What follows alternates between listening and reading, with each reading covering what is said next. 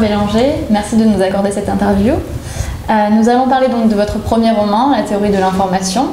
Et pour commencer, je vais vous poser une question sur le fait que votre roman est quand même très documenté.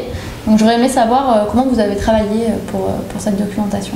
J'ai travaillé beaucoup les 6 premiers mois, j'ai rien fait d'autre que réunir de la documentation. J'allais à la BNF.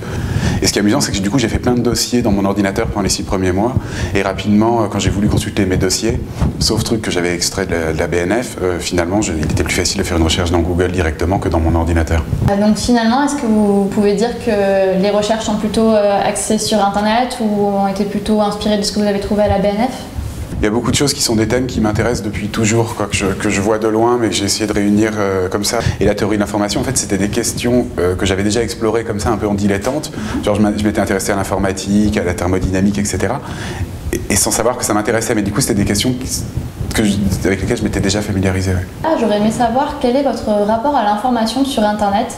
Est-ce qu'on peut tout prendre comme une information valable ou au contraire, est-ce qu'il faut quand même se méfier de ce qu'on peut trouver en ligne ? Une provocation, c'est de dire il n'y a pas d'erreur sur Wikipédia, parce que si on voit une erreur sur Wikipédia, on la corrige. Plus on fréquente Wikipédia, plus on sait déceler le vrai du faux. Parce qu'il ne faut pas exagérer, personne n'a le niveau et les compétences pour faire un vrai bon article de Wikipédia qui soit faux. Et puis même si c'était le cas, on finirait par s'en rendre compte.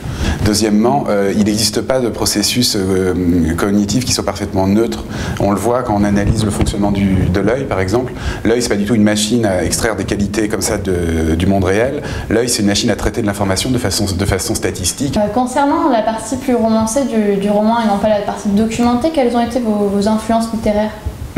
La grosse influence de début, ça m'a donné l'énergie du départ, c'était Balzac. Je me suis dit qu'une dynamique, faire une grande fresque socio-économique, un peu historique, avec des thèmes métaphysiques au second plan, comme il y a chez Balzac, avec en plus l'ascension d'un personnage à la Rastignac, ça m'a donné le cadre et la structure.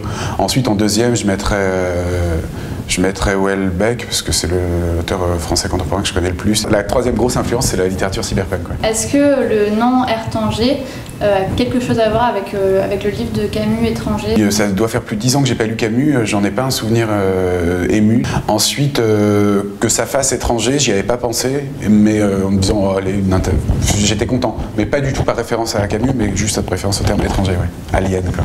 Le public a largement plébiscité votre roman, cependant vous n'avez pas reçu de prix, est-ce que c'est une déception ? Quand j'écrivais le bouquin, j'avais établi différents scénarios, quoi. Et là, clairement, ce qui s'est passé, j'ai l'impression d'être dans le scénario haut, donc je suis dans le meilleur scénario. Je vois l'âge que j'ai, je vois le boulot qui me reste à faire. Là, je suis en train de commencer le deuxième roman. Avec le recul, c'est très bien de ne pas avoir de prix, ça protège mon deuxième roman. Ça s'est tellement bien passé que je peux pas légitimement râler. Merci beaucoup Aurélien Bélanger, nous vous souhaitons le meilleur pour la suite.